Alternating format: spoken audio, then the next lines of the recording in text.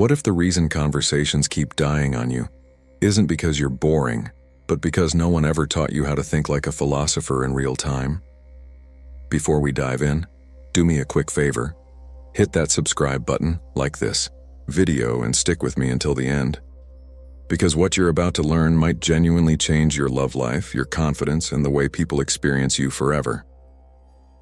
Let me tell you a story. A few years ago, there was a guy, let's call him Armin, smart, thoughtful, observant. But every time he found himself in a conversation, especially with someone he actually liked, his mind would go blank, completely blank. The kind of silence that feels louder than noise. He'd go home replaying everything.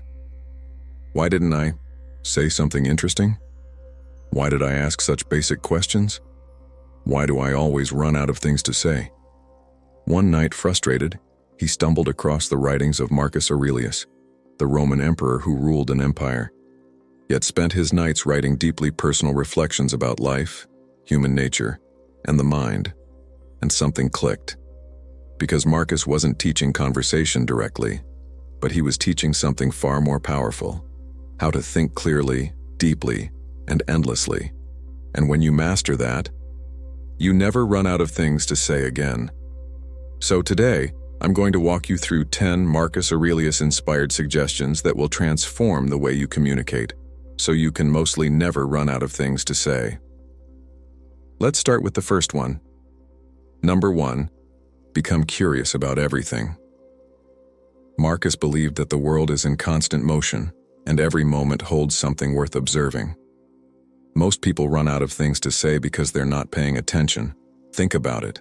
You're sitting with someone, and instead of truly observing them, their tone, their expressions, the little details, you're stuck in your head thinking, what do I say next? Marcus would say, stop trying to perform, start trying to understand. Curiosity creates conversation. When you're genuinely curious, questions come naturally. Not forced questions, but real ones. And here's the secret. People don't remember perfect lines. They remember how deeply you saw them. Number 2, stop fearing silence. Marcus Aurelius wrote often about accepting reality as it is, not resisting it. Silence is part of conversation, but we treat it like failure. Armin used to panic every time there was a pause. He'd rush to fill it with anything, random comments, awkward jokes, just to avoid discomfort. But here's what changed everything for him. He started allowing silence and using it.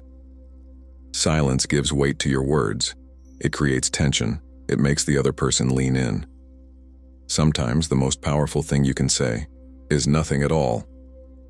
Number 3, speak from observation, not performance. Marcus believed in living truthfully, without pretending. Most people run out of things to say because they're trying to impress. They filter everything. Is this cool enough?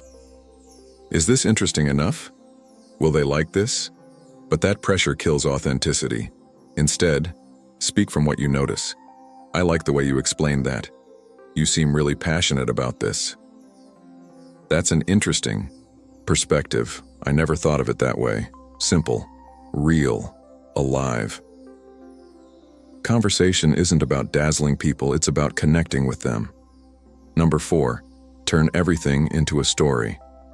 Marcus Aurelius often reflected on events through storytelling, even in his private writings. Why? Because stories are how humans make sense of the world. Armin realized something powerful. He didn't need more topics. He needed better framing. Instead of saying, my day was fine, he started saying, you won't believe what happened today. And suddenly, everything became engaging, even small things, because it's not what you say, it's how you tell it. Number 5, detach from needing approval. Marcus constantly reminded himself that other people's opinions are outside his control. This is huge, because the biggest reason people freeze in conversations is fear of judgment. What if I say something stupid? What if they lose interest? But here's the truth. When you need approval, you become predictable. When you don't, you become magnetic. Armin started saying what he genuinely thought, even if it wasn't perfect, And ironically, that's when people started enjoying talking to him more. Confidence isn't having the perfect words, it's being okay with imperfect ones. Number 6. Ask better questions, not more questions. Better ones. Marcus believed in going deeper, not just skimming the surface. Most conversations stay stuck because people ask boring questions. What do you do? Where are you from? Instead, shift slightly. What made you choose that path? What's something about that most people don't understand? See the difference? Depth creates momentum. And here's the magic. When you ask meaningful questions, people start associating you with meaningful conversation. Number 7. Reflect what people say. Marcus spent a lot of time reflecting, not just speaking. In conversation, this means showing people you're truly listening. If someone says, "I've been really stressed with work lately," instead of jumping topics, you say, "Sounds like it's been overwhelming. What's been the hardest part?" This does two things. It keeps the conversation flowing, and it makes the other person feel understood. People open up more when they feel heard, and when they open up more, you never run out of things to say. Number 8. Train your mind daily. Marcus Aurelius didn't become wise overnight. He practiced thinking every single day. If your mind is empty, your conversations will be too. Armand started doing something simple.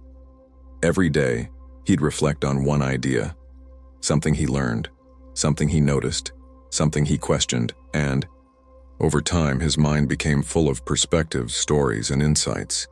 So when he spoke, he had something to draw from. Conversation isn't just a social skill, it's a thinking skill. Number 9. Embrace imperfection. Marcus constantly reminded himself, "You're human. You will make mistakes, and yet we expect ourselves to be flawless." In conversation, perfect timing, perfect jokes, perfect responses. That's unrealistic. Armin had awkward moments. He said weird things, he stumbled, but instead of shutting down, he leaned into it. Sometimes he'd even laugh. That came out completely wrong, but you know what I mean. And that honesty made him more relatable, not less. Perfection creates distance. Imperfection creates connection. Number 10. Focus on the other person, not yourself. This is the ultimate shift. Marcus believed that we suffer more in imagination than in reality. In conversation, that means we're too focused on ourselves. How am I doing? What do they think of me? But when you shift your focus outward, onto the other person, everything changes. You notice more, you listen better, you respond naturally, and suddenly, you don't have to think of things to say, because the conversation is happening. Through you, not forced by you. Now let's come back to Armin. A few months later, he found himself in a completely different situation, same kind of setting, same kind of pressure, but this time, something was different. He wasn't trying to impress. He wasn't panicking over silence. He wasn't searching for the perfect thing to say. He was present, curious, observant, engaged, and the conversation just flowed. Effortlessly. Not because he memorized lines, but because he changed the way he thought. And here's the part no one tells you. When you stop trying to be interesting, you become interested. And that makes you infinitely more interesting to everyone else. So if you've ever felt like you run out of things to say, it's not a lack of words, it's a lack of connection to the moment, to the person, and to your own thoughts. Fix that, and the words will never stop.